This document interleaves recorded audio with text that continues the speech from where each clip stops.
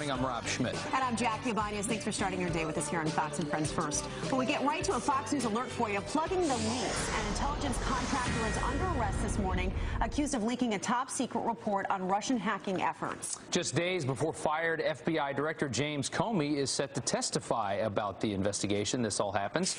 Griff Jenkins live in Washington this morning with the very latest. Hey, Griff. Good morning, Rob and Jackie. It's the first arrest that appears to be related to Russia's alleged meddling in last year's election. The Department of Justice announcing the arrest of an NSA contractor. Her name is Reality Lee Winner, 25 years old, from Augusta, Georgia, charged with removing and sharing classified materials with the media and leaking an NSA document that suggests Russia did try to hack our voting system just days before the election. The document was first published on the website The Intercept, and the Department of Justice and NSA are not commenting on it, but a U.S. government official did not dispute the document as authentic, according to our Catherine Herridge's reporting. House Oversight Chairman Jason Chaffetz last night outraged by this development. I don't care if you're a Republican or Democrat, doesn't matter what administration. When you have classified information, you cannot put that out there just because you think it would be a good idea. I want people in handcuffs, and I want to see people behind bars.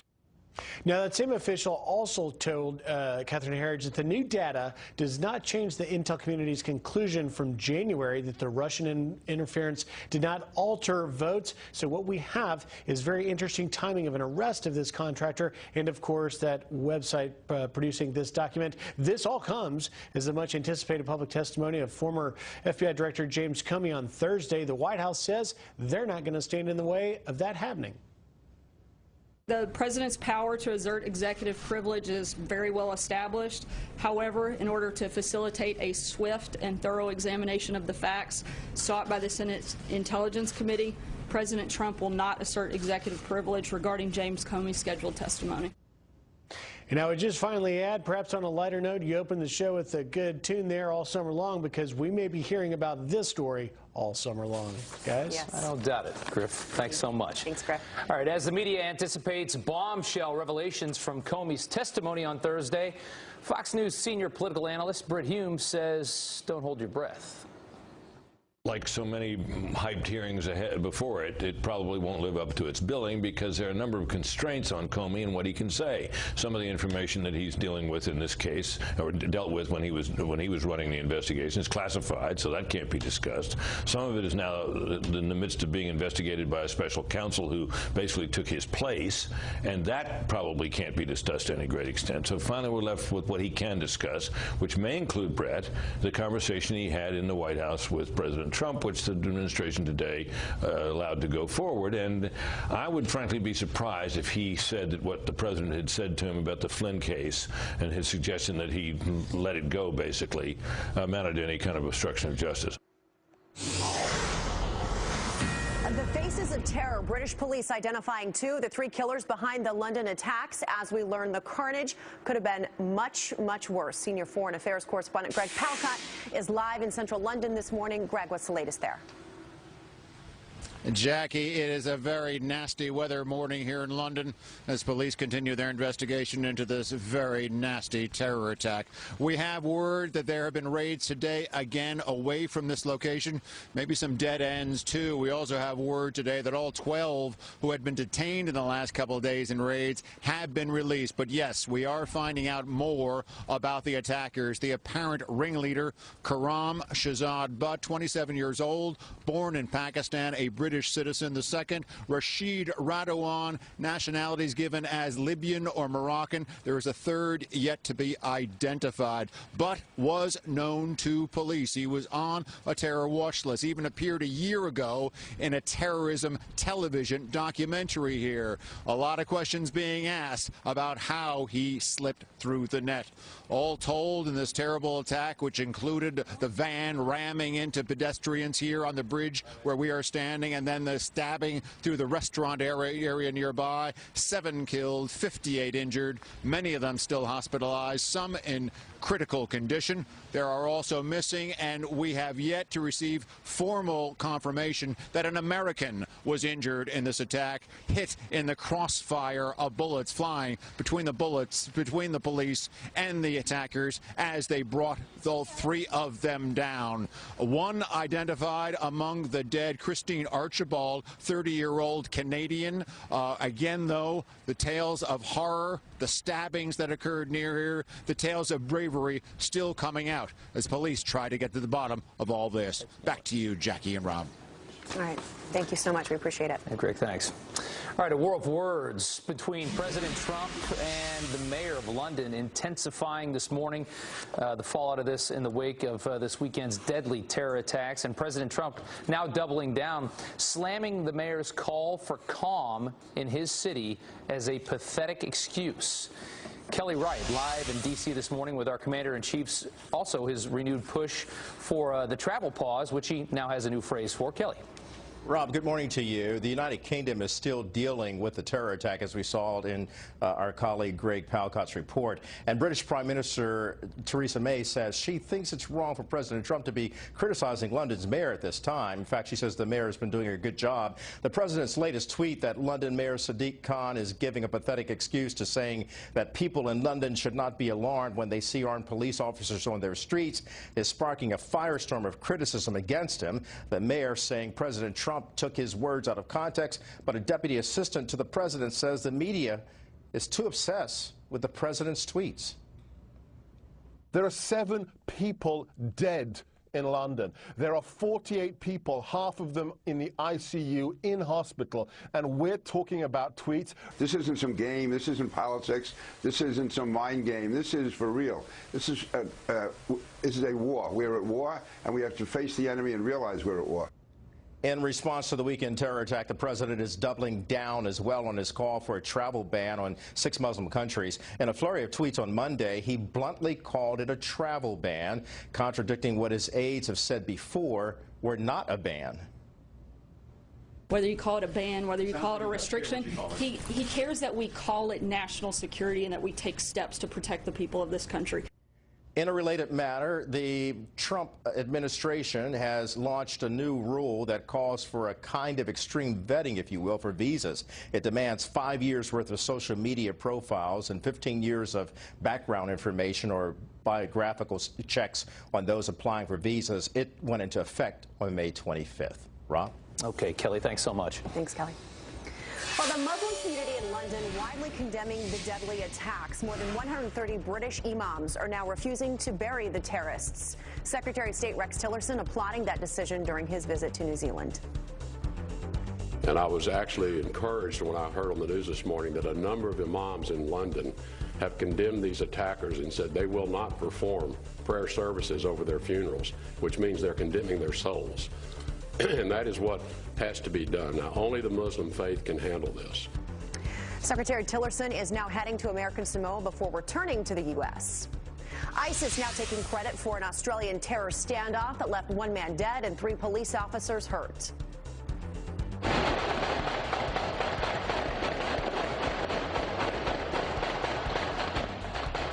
You can hear the shootout there. Police killing the 29-year-old Somali refugee in a shootout after they say he lured a woman to an apartment building where he held her hostage and then shot a man dead. The suspect, a known criminal on parole, had been acquitted of plotting a terror attack at a Sydney Army base back in 2010. Police believe that he acted alone.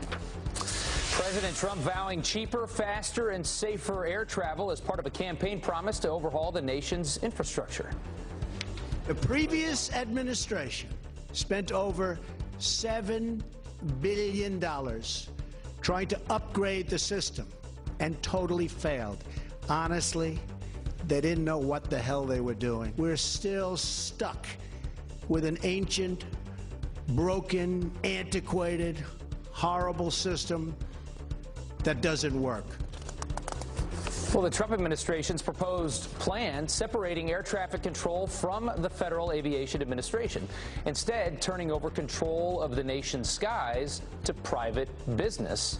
The FAA would still oversee safety, though. The proposal requires congressional approval. All right, just hours from now, Vice President Mike Pence will give the keynote speech at the 13th Annual National Catholic Prayer Breakfast. More than 1,000 people gathering at the event in D.C. to pray for the direction and leadership of the country. All right, well, who doesn't love talking about the weather, right? Yeah. Especially when it's with our very own Janice Dean. That's right, and when it's going to get warmer, we hope, right, Janice? I got some good news for you, Rob. First of all, 2 weeks until spring, and then as we head into the weekend, maybe 90-degree heat. Can you believe that? Are you ready for that, Rob? Are you ready for that, Jackie? All right, we'll see what happens. But first of all, I mean, we're dealing with cooler temperatures, showery weather, but the pattern is about to change for the Northeast. I've got some good news, and this is going to be fabulous as we head into the weekend. All right, so for now, we're still dealing with this trough. We're still dealing with a lot of Gulf moisture across the Gulf Coast and the Southeast and the Mid-Atlantic and the Northeast, as well as the Great Lakes. But as I mentioned, this is really kind of the end of this yucky pattern that we have been in over the last couple of weeks. There's your future radar, so still some misty weather across the Northeast, still looking at the potential for showers and thunderstorms across the Southeast. But as we get into the weekend, a change is a-coming, Rob and Jackie, and I'm so happy to deliver some good news this morning. Ah, we love having the good news. Thank you. We love that. All right, Good. Janice, thanks so much. 10 minutes after the hour right now, a big win for our veterans, how the VA plans to revamp health care and give them the credit, the care, I should say, they deserve. And remember when New York City Mayor Bill de Blasio said this about honoring a terror leader in an upcoming parade? Listen. I will be there to honor the Puerto Rican people. I intend on marching. It's as simple as that. Well, there it is, how he's now completely reversing course. That should be interesting. And spreading socialism apparently quite rewarding. Just ask Bernie Sanders. It's made him a millionaire. Stay tuned. And welcome back. New York City Mayor Bill de Blasio changing his story. Even if the leader of a terror group was to be honored in a parade, he promised to march in the Puerto Rican Day Parade. But he's now insisting that he was simply being diplomatic at the time. I will be there to honor the Puerto Rican people. I intend on marching. It's as simple as that. I made clear to them that I was uncomfortable with the situation, but if it wasn't resolved, I wasn't going to be comfortable being a part of it. So he was going to march with this man initially, Oscar Lopez Rivera, recently released from 35 years in prison. Rivera actually declined the honor, which had sparked nationwide outrage. Rivera was the leader of a terrorist group called FALN, who claimed responsibility for more than 100 deadly bombings across the country, including one in Lower Manhattan that killed 4 innocent people. Jackie. Thanks, Rob. President Trump says he pulled out of the Paris Climate Accord for the good of Americans. But California Governor Jerry Brown now making a very bold statement, saying it's not only a temporary setback in the fight against global warming. Disaster still looms, and we've got to make the turn. So I wouldn't count anybody out. Okay, so while there seems to be an absence of leadership on this front at this moment, out of D.C., do you think that it's only temporary? It's only temporary. Brown talking to reporters at a clean energy conference in Beijing. President Trump's decision has drawn heavy criticism within the U.S. and around the globe. All right, a Fox Business alert. The Trump administration cracking down on self-driving cars, announcing plans to overhaul guidelines despite pushback from car makers.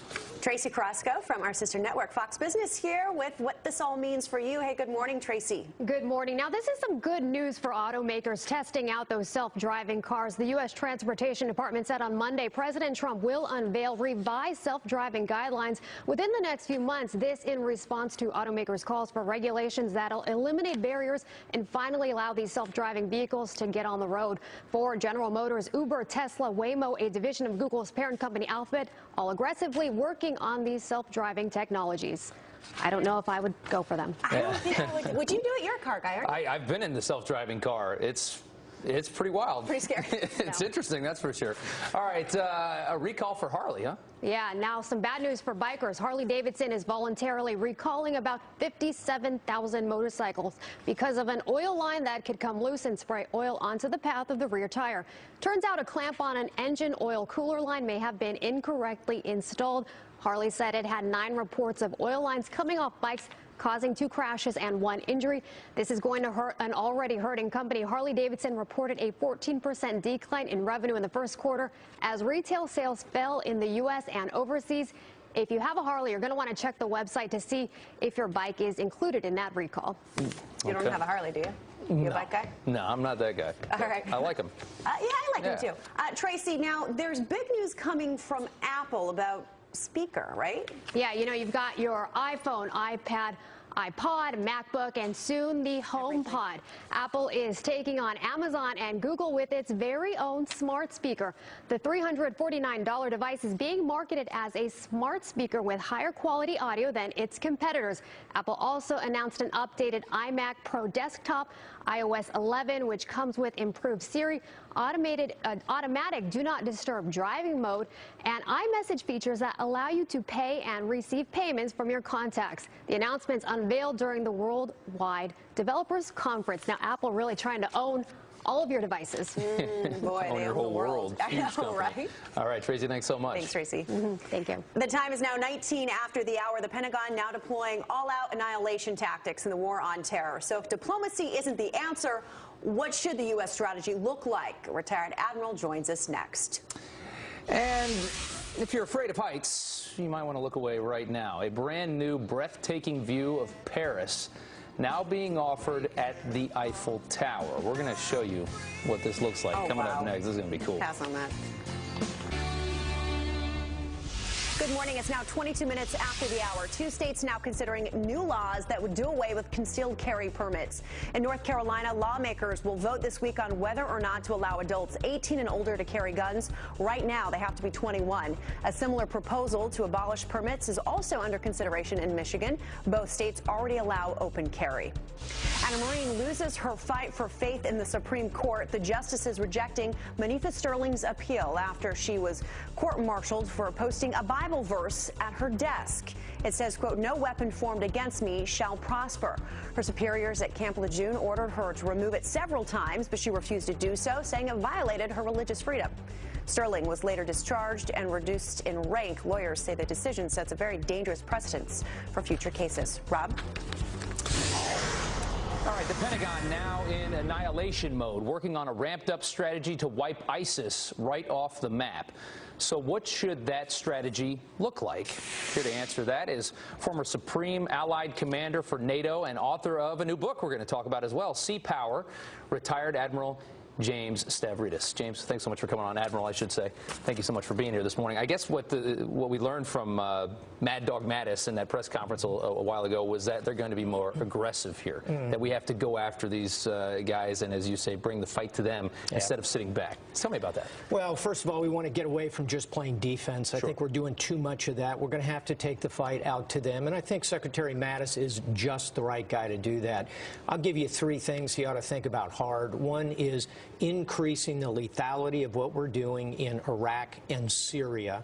That means probably a few more thousand troops on the ground, maybe going from 8,000 to 11,000. Number 2, get our allies in the fight, get NATO into this fight. They have huge capacity. Number 3, go after cyber.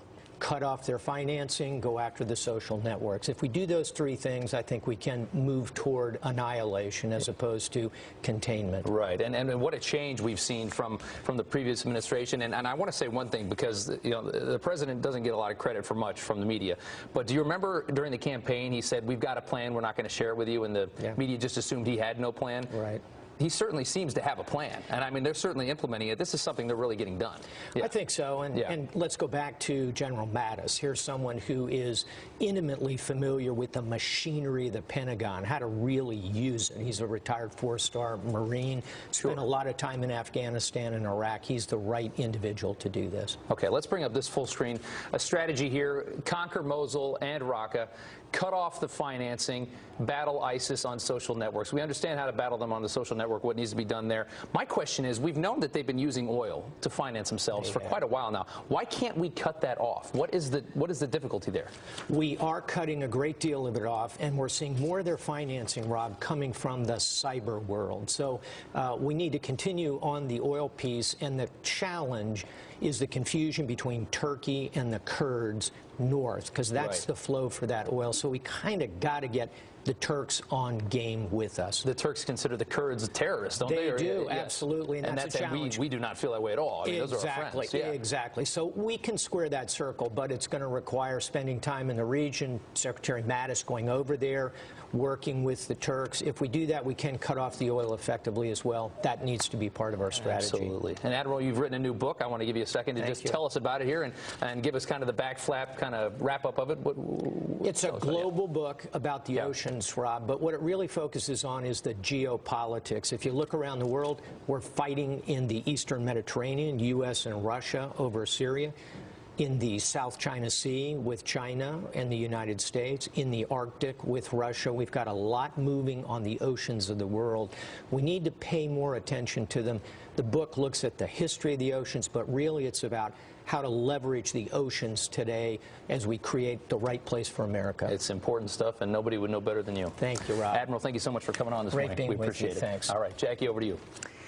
Rob, well, it's now 26 after the hour. An Oklahoma man shooting his neighbor dead after he found him trying to drown his newborn twins. So was the shooting justified? We're taking a closer look on the case. It's our country. Support our country, support our troops. They go out and they fight for our country and they defend us. So why wouldn't we want to fly an American flag to support them? Good point. Flag Fury, Meet the Patriot, under fire for hanging an American flag on Memorial Day of all days. Next. I had a lot of coffee this morning. If we were running on sunshine, we wouldn't be running right now because there's none of it out there. Good morning. You're watching Fox and Friends First. On this Tuesday, I'm Jackie Ibanez. And I'm Rob Schmidt. 31 minutes after the hour, and a Fox News alert. Plugging the leak.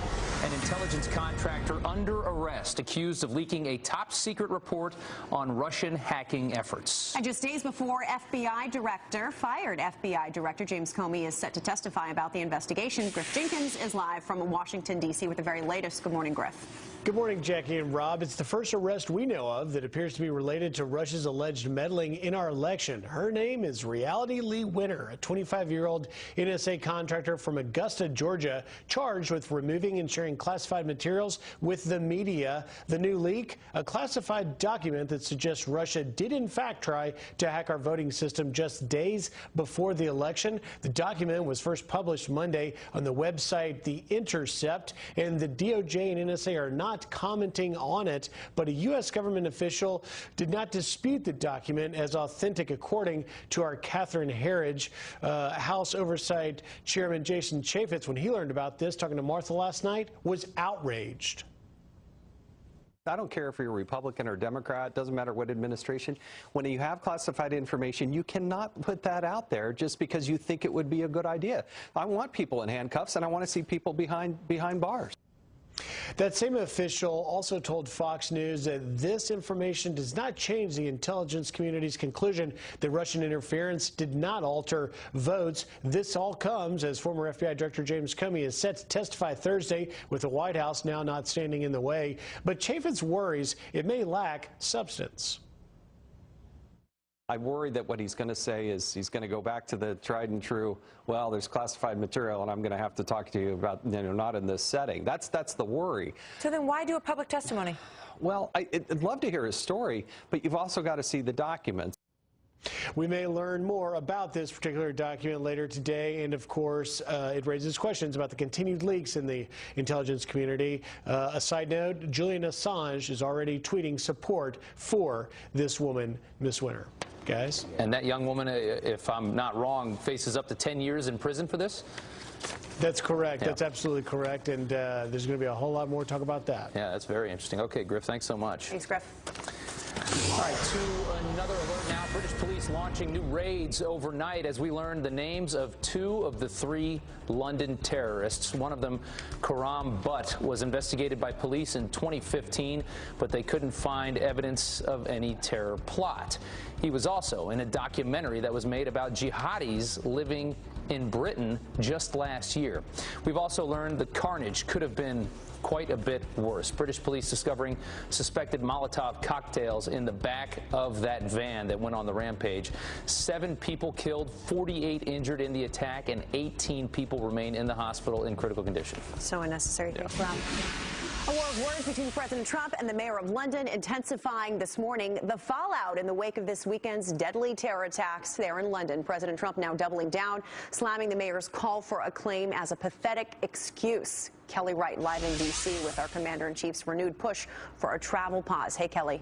Jackie, good morning to you. Some critics have said the president should put the Twitter down. In response to the London terror attack, President Trump says the United States fully supports the United Kingdom, but his tweets about London's mayor and a travel ban are raising eyebrows and sparking some criticism. The president's latest tweet that London Mayor Sadiq Khan is giving a pathetic excuse to saying that people in London should not be alarmed when they see armed police officers on their streets is sparking a firestorm of criticism. The mayor saying President Trump took his words out of context.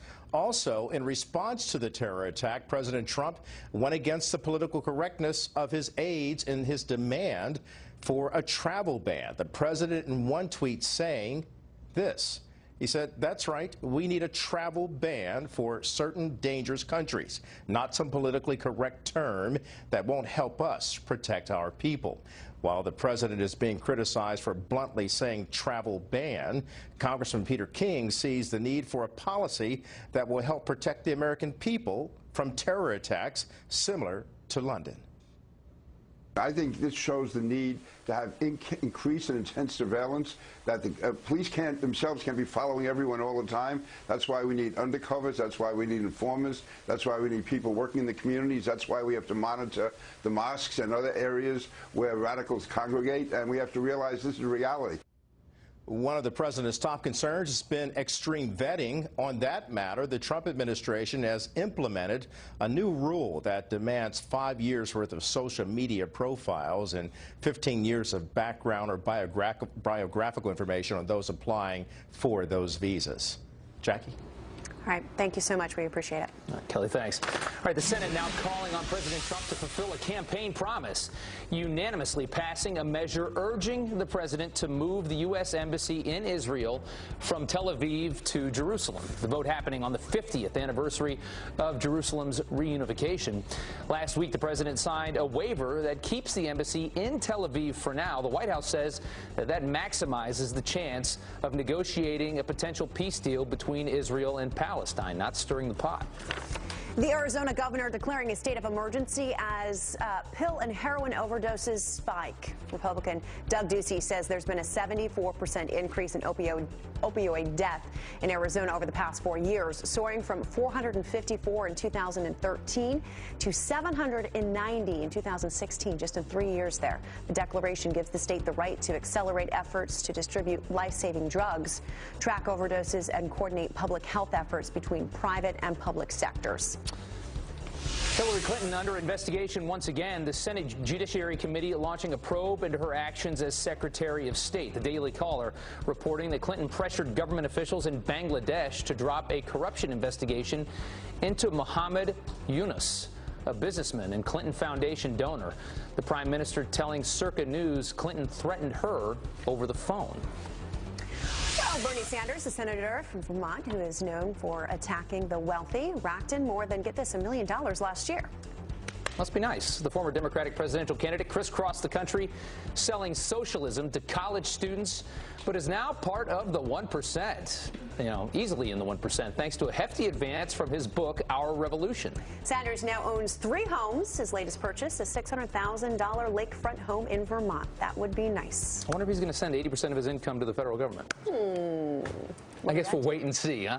All right, 5:38. The NSA contractor who released top secret information to the media may have had it out for President Trump since day one, what her social media footprint has revealed. And an Oklahoma man shooting his neighbor dead after he found him trying to drown his own newborn twins. So was the shooting justified? We take a closer look at the case next. And not loving it. The ridiculous reason this woman hopped the counter at McDonald's and attacked a worker. Wow. Stay tuned. Maybe she can get a burger. All right, major changes coming to the VA. Secretary David Shulkin announcing it'll adopt the same electronic health record system that the Pentagon uses. This move aims to improve coverage for our veterans and better serve their medical needs after they leave the military. President Trump praising this decision. This is one of the biggest wins for our veterans in decades, and I congratulate Secretary Shulkin for making this very, very important decision. Secretary Shulkin says the VA will spend the next 3 to 6 months developing a plan to implement this new and much-needed system. All right, all she wanted to do was honor her country, but one woman's apartment complex shamed her for hanging an American flag. Carrie White says she received this note from the Missouri Management Company saying storage is not allowed on decks, where she hung her flag for Memorial Day. It's our country. Support our country, support our troops. They go out and they fight for our country and they defend us. So why wouldn't we want to fly an American flag to support them? Makes sense. According to local reports, apartment management now says it was just a misunderstanding, and they've talked to White about how to display her flag properly, but we haven't been told exactly what that means. Jackie. Thanks, Rob. A shocking case out of Oklahoma to tell you about this morning. A man shot dead by his neighbor as he tried to drown his own 3-month-old twins in the bathtub. The neighbor who shot him is being hailed a hero, but the district attorney is considering charges. So was the shooting justified? Joining us to weigh in is attorney Jesse Weber. Thank you so much. What a disturbing story. So there was a 12-year-old at the house. She was alerted there was a problem. She ran over to the neighbor. This guy grabbed a gun, came over, and shot the dad twice in the back. The dad's dead. Does he have a case? Let's talk about the most crazy case I've heard in quite some time. So yes, under Oklahoma law, justifiable homicide is when one person kills another because they reasonably believe that that level of force was necessary to prevent that person from killing or seriously injuring another person. And here, that's very fact intensive. And here, if you look at the facts as we know them and you take them as true, this appears to be a justifiable homicide. Freeman, Cash Freeman, who's the hero in this case, ran over to that house and he just saw the most disturbing image. 2 infants being drowned in a bathtub. Who knows how much longer they had to live. The mother was being held at knife point. He had to make a split-second decision to save their lives and use deadly force to meet deadly force. I found it really interesting that he brought over the gun. I think that's probably the biggest issue that he has to deal with is that he had a gun, right? Well, here's the thing. I would imagine the 12-year-old who ran over, who I believe might be the mother's niece, said that told him what the situation was. He prepared himself. Now, the question is, was he decision? Who knows what you should have done? And in the end, 3 people were saved. This could have been a quadruple homicide, and he could have created an even worse situation if he didn't make that decision. So disturbing. So what kind of charges could he face this morning? It's tough for me to even say, but yes, if the district attorney decides to bring charges, anything from first-degree murder, maybe it was premeditated, he knew he was going to kill this man, could be voluntary manslaughter, heat of passion when he saw the situation, could be second-degree murder. But I'd like to say one thing. The district attorney has to preserve the interest of justice, but they're also political, and they're not going to bring a case unless they think they're going to win it. And I think it's going to be hard to find a jury that would side with the father who was drowning his 2 children and not see this as justifiable.